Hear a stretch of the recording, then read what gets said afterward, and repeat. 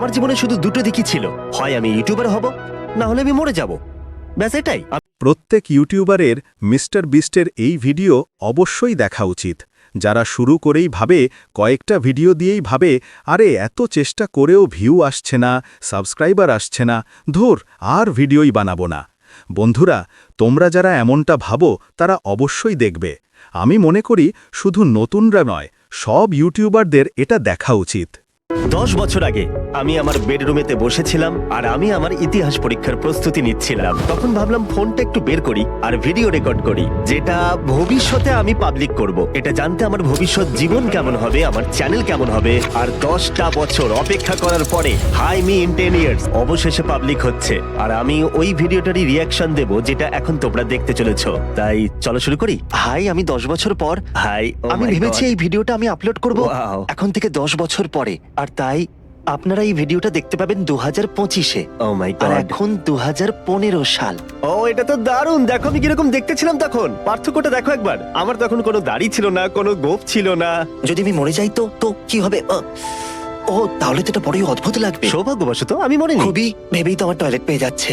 যাই হোক, চলো দেখা যাক যে যদি আমার মিলিয়ন সাবস্ক্রাইবার না হয় যখন আপনারা ভিডিওটা দেখছেন, তাহলে আমি ভাববো আমার জীবন শেষ হয়ে গেছে। বলতে গেলে আমার কাছে প্রচুর চ্যানেল আছে যার সাবস্ক্রাইবার মিলিয়ন। আর পুরনো জিমিকে আরো ভালো করে শুনতে শুরু করার আগে, যেখানে 17 বছরের আগের জিমি এখানে কথা বলছে, মানে বলছি যে তখনকার অনুভূতির কথা ভেবে আমি বোঝানোর চেষ্টা করব 17 বছরের ছেলের মনে তখন কি চলছিল। তখন আমাদের কাছে এত টাকা ছিল না, মানে আমি ছিলাম তখন একটা মধ্যবিত্ত পরিবারের সন্তান। আর 2008 সালে আমরা প্রায় ব্যাংকরাপ্ট হয়ে গেছিলাম। তাই আমরা তখন সব হারিয়েছিলাম, মানে আমার বাবা মা অ্যাকচুয়ালি তখন ব্যাংকরাপ্ট হয়ে গেছিল। আর বছরের পর বছর, বছরের পর বছর, বছরের পর বছর প্রচুর কষ্ট করেছিলাম, কিন্তু কেউ ভিডিও দেখতো না। আমার স্কুলের সবাই, আমার চারপাশের সবাই বলতো, জিমি তুমি ইউটিউবার হতে পারবে না, তুমি অবাস্তব স্বপ্ন দেখছো, তুমি একটা মরিচিকার পিছনে দৌড়চ্ছ, তোমাকে আসলে ফোকাস করতে হবে সেই সমস্ত জিনিসের উপর যেগুলোতে তুমি উন্নতি করবে। আর এদের কথা শুনে তখন আমার সত্যিই মনে হচ্ছিল, আমি কি আমার জীবনটাকে নষ্ট করে ফেলছি? আমি কি ব্যর্থ হব? আমি কি আমার ঘর বাড়ি হারিয়ে ফেলবো? এসব কি কাজ করবে? তোমরা জানো আমার মায়ের বেশি টাকা ছিল না, আমিও চাইছিলাম না তার উপরে বেশি প্রেশার দিতে। আমি তার পাশে দাঁড়াতে চেয়েছিলাম। আর এই সমস্ত চিন্তা ভাবনা তখন আমার মাথায় যেন একটা ঝড় তুলে দিচ্ছিল, যে এরপরে কি হতে চলেছে। আর এখন 10 বছর পরের জিমির মানসিকতা তোমরা দেখছো। যাই হোক, চলো এই ভিডিওটা এখন দেখা যাক।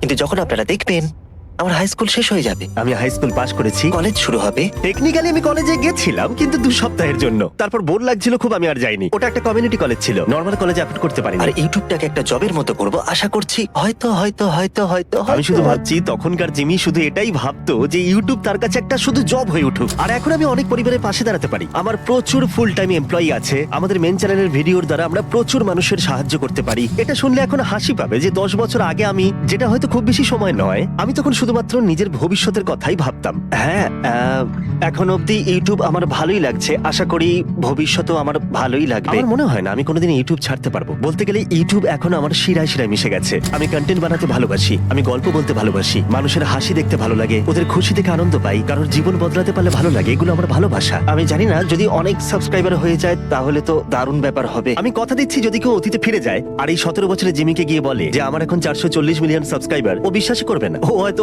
হেসেই উড়িয়ে দেবে, তাই না? কারণ তখন আমি ভাবতাম পৃথিবীর সব থেকে বড় ইউটিউব চ্যানেলের সাবস্ক্রাইবার 10 মিলিয়ন হবে। আমার স্পষ্ট মনে আছে স্মশের তখন সাবস্ক্রাইবার 10 মিলিয়ন হয়েছিল, যেটা আমার কাছে তখন কল্পনার বাইরে ছিল। যেন এটা তো একটা বিশাল সংখ্যা। আমার মনে আছে পিউডিপাই যখন 10 মিলিয়নে পৌঁছালো, আমার সবকিছুই মনে আছে। ওটাই যেন সব থেকে বড় লক্ষ্য ছিল। মানে ওদের 10 মিলিয়ন হয়ে গেছে, ওরা গেমটা জিতে গেছে, এর থেকে বড় আর কি হতে পারে? আর এখন গোটা বিশ্ব জুড়ে প্রচুর ক্রিয়েটর আছে যাদের সাবস্ক্রাইবার এখন 10 মিলিয়ন। মানে এটা ভাবতে অবাক লাগে যে এই প্ল্যাটফর্ম গত কয়েক বছরে কতটা প্রভাব ফেলেছে। এখন যখন আমি এই ভিডিওটা রেকর্ড করছি, আমার 8,000 সাবস্ক্রাইবার আর 1.8 মিলিয়ন ভিউজ আছে। ওয়াও, শুধু একবার দেখো। আর পুরনো চ্যানেলের লোগোটাও দেখো। আমি ওই টাইগারটাকে মিস করছি। একটাই সমস্যা, এটা আমার হাই স্কুল ম্যাসকটের মতো দেখতে। সত্যি বলতে এই কারণেই আমাকে লোগোটাকে চেঞ্জ করতে হয়েছে। আর তখন আমার চ্যানেলের সর্বমোট ভিউ ছিল মাত্র 18,30,631টা। শুনলে হয়তো মজা লাগবে যে এখন আপলোড করার পরে আমার মেন চ্যানেলের ভিডিওতে এটা 6 মিনিটে কমপ্লিট হয়ে যায়। আর সম্ভবত এটা না বললেও হয়, কিন্তু আমি লুকাতে চাই না। আমার জীবনে এখন স্বপ্ন আর বাস্তব দুটো এক হয়ে গেছে। আর এই সব কিছুই শুধুমাত্র তোমাদের জন্য হয়েছে, তাই আমি সত্যি অনেকটা কৃতজ্ঞ। ওই 17 বছরের ছেলেটা যদি এখন তোমাদের সাথে কথা বলতে পারতো, যারা প্রতিনিয়ত আমার ভিডিও দেখে, যারা আজকের আমিকে তৈরি করে দিয়েছে, ও হয়তো সত্যি আনন্দে কেঁদে ফেলতো আর চিরকৃতজ্ঞ থাকতো। আর অবশ্যই ওই 17 বছরের ছেলেটা তো আমি। আর তোমরা হয়তো দেখেছো যে আমি অনুভূতি ঠিক মতো প্রকাশ করতে পারি না, এটা আমার একটা স্বাভাবিক বৈশিষ্ট্য। কিন্তু আমি স্পষ্টভাবে জানাতে চাই আমি তোমাদের কাছে চিরকৃতজ্ঞ থাকব। কিন্তু আমি এখানেই থেমে থাকবো না। আমি আমার সর্বশক্তি কাজে লাগিয়ে মিস্টার বিস্ট চ্যানেলের প্রত্যেকটা ভিডিওকে আরো বেশি ভালো করে তুলবো। তাই যখন আপনারা এই ভিডিওটা দেখবেন তখন কম্পেয়ার করে দেখবেন যে এখন আমার নম্বর কত। আশা করবো এখন 1 মিলিয়ন সাবস্ক্রাইবার হয়ে গেছে। তোমার কাছে মিলিয়নের বেশি সাবস্ক্রাইবার আছে? প্লিজ, আমি হাতটা দিয়ে কি কি করছিলাম হাতটা প্লিজ নিয়ে? মিলিয়ন সাবস্ক্রাইবার হয়ে যাক। আমাকে হয়তো কি বলতে হবে ভেবে নেওয়া উচিত ছিল, কিন্তু হ্যাঁ আশা করবো 1 মিলিয়ন হয়ে গেছে। তোমরা হয়তো হয়তো ভাববে যে তখন আমি এত আস্তে কথা কেন বলছিলাম, কারণ তখন আমার মা ঠিক নিচেই ছিল। আর যদি জানতে পারতো আমি তখন ভিডিও করছি পড়াশোনা করার বদলে, তাহলে আমার অবস্থা খারাপ করে দিত। তোমরা হয়তো দেখেছো কিছু কাট রয়েছে, তার কারণ হচ্ছে মা মাঝে মাঝে আসছিল আর দেখছিল পড়ছি কিনা, আর তখনই আমি ভিডিও বন্ধ করে দিয়ে পড়ার নাটক করছিলাম। আপনারা কি জানেন যে হিস্ট্রি টেস্টের জন্য আমার এখন পড়া উচিত? আর হিস্ট্রি টেস্ট আমি ভাবছি যে এখন থেকে 10 বছর পরে আপনাদের এটা মনে থাকবে কিনা যে আগামীকালের হিস্ট্রি টেস্টে আমি কত গ্রেড পাবো, যেটা নিয়ে আমি একদমই পড়ছি না, কারণ আমি এই ভিডিওটা বানাচ্ছি। যদি আপনারা আমার হিস্ট্রি টেস্টের গ্রেড মনে আছে আমার, রাখেন তাহলে দারুণ হবে। আমার মনে আছে ওই টেস্টে আমার রেজাল্ট কি হয়েছিল, কারণ আই মিন 1 ইয়ার। কারণ ওই ভিডিওতে গিয়ে আমি একটা কমেন্ট করেছিলাম, তখন হয়তো আমি বিয়ে করে নিয়েছি আর তুমি এখনো বিবাহিত নও, কিন্তু এঙ্গেজমেন্ট হয়ে গেছে, তাড়াতাড়ি বিয়েও হয়ে যাবে আমার সুন্দরী প্রিয়তমার সাথে। থিয়া ও সত্যি খুব সুন্দরী। যাই হোক, এই প্রেডিকশনটা তুমি একদম ঠিকই গেস করেছিলে। ও, আর যদি তোমরা দেখো আমার বিয়ে হয়নি, আমার মিলিয়ন সাবস্ক্রাইবার হয়নি, এই সব কিছুই হয়নি, তাহলে আমাকে লুজার ভেবো। আমি এমন অনেক কিছুই করেছি যাতে তোমাদের আমাকে লুজার বলে মনে হতে পারে। আশা করি আমি এখনো ইউটিউব করছি, আর আমি যদি ইউটিউব ছেড়ে দিত, সবাই এটা বুঝতে পারবে না, কারণ আমি আমার ভিডিওতে এখন প্রচুর মিলিয়ন ডলার খরচা করে থাকি। কিন্তু যখন আমি শুরু করেছিলাম তখন আমি সত্যি কিছু অ্যাফোর্ড করতে পারতাম না। ভিডিওটার কোয়ালিটি দেখো, কারণ একটা ক্যামেরাও অ্যাফোর্ড করতে পারতাম না। আর ভাবতেই অবাক লাগছে যে এখন দেখো পরিবর্তনটা ভিডিওতে নয়, আমার জীবনে প্রভাব ফেলেছে। আচ্ছা তোমাদের এখন দেখিয়ে রাখি আজকের তারিখ আর সময়টা ঠিক কি।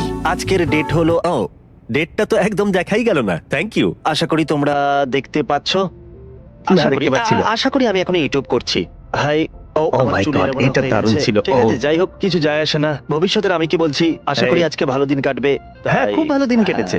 আশা করি এটা মিলিয়ন হয়ে যাবে যখন এটা আপলোড হবে। তোমার তার থেকেও বেশি সাবস্ক্রাইবার আছে, তুমি লক্ষ্যে পৌঁছে গেছো। 10 বছর ভাই, 10 বছর। হ্যাঁ, আমি পুরো চেঞ্জ হয়ে যাব। সত্যি হ্যাঁ, আমি তা অনেকটাই হয়েছে। চেঞ্জ হয়ে যাব। তুমি চেঞ্জ হয়েছো, কিন্তু অতটাও নয়। মানে তখন আমি ভালোবাসতাম স্ট্র্যাটেজি গেম, বোর্ড গেম, অবশ্যই ইউটিউব ভালোবাসতাম। অবশ্যই অনেক পার্থক্য থাকবে 17 বছরের পুরনো আমি যাকে তোমরা এখন দেখছো আর এখনকার আমির মধ্যে। যেটা সম্ভবত বেশি ছিল কনফিডেন্সে, আমার সাবকনসিয়াস তখন বেশি স্ট্রং ছিল। মজার কথা হলো আমি ছোটবেলা থেকেই ইউটিউবকে ভালোবেসে ভেবেছিলাম, যেটা নিয়ে আমি অনেক কথা মাঝে মাঝে বলিও। আর একবার স্কুলের একজন সিনিয়র আমাকে এসে বলেছিল, তুমি শুধু ইউটিউব নিয়ে কথা বলে যাও, এতে কিছুই হবে না। আর এটা সত্যি আমাকে অনেকটা আঘাত করেছিল, কারণ মানে এটা আমাকে ভাবিয়ে তুলেছিল যে হ্যাঁ সত্যি আমি ইউটিউব নিয়ে কথা বলি, আমি ইউটিউবারদের নিয়ে কথা বলি, আইডিয়া নিয়ে আলোচনা করে থাকি। মানে এইসব চিন্তা ভাবনাই আমার মাথায় ঘুরতে থাকতো যখন আমি ছোট ছিলাম। আর তাই আমি সেই বয়সে অনেক অনেক স্ট্রাগল করেছিলাম। তখন আমি ভাবলাম ঠিক আছে, কেউ ইউটিউব নিয়ে কথা বলে না, তাই আমিও বলবো না। তখন আমি ইউটিউব নিয়ে কথা বলা বন্ধ করে দিলাম। এটা বদলালো যখন একদিন আমার একজন টিচার আমাকে বলল, তুমি চুপ থাকো কেন? কারণ আমি খুব কম কথা বলতাম আর আমার খুবই অসুবিধা হতো মানুষের সাথে কানেকশন গড়ে তুলতে, কারণ আমি সবসময় কথা বলতাম কিভাবে ভিডিও ইমপ্রুভ করা যায়, স্টাডি করতাম, কাজ করতাম কিভাবে মানুষকে এন্টারটেইন করা যায়। আর আমার চারপাশে প্রচুর এমন মানুষ থাকতো যাদের এইসব বিষয় নিয়ে কিচ্ছু যায় আসে না, যেন তুমি তাদের কাছে বিরক্তির কারণ। আর তাই তোমার বয়স যখন 17, তুমি স্কুলে যাও, পড়াশোনা করো। আর এইরকমই মানুষ আমার চারপাশে বেশি ছিল। আর এমন কিছু মানুষ আমার জীবনে ছিল যারা সত্যিই হয়তো আমাকে পাগল ভাবতো আর আমার আত্মবিশ্বাস কমিয়ে দিত।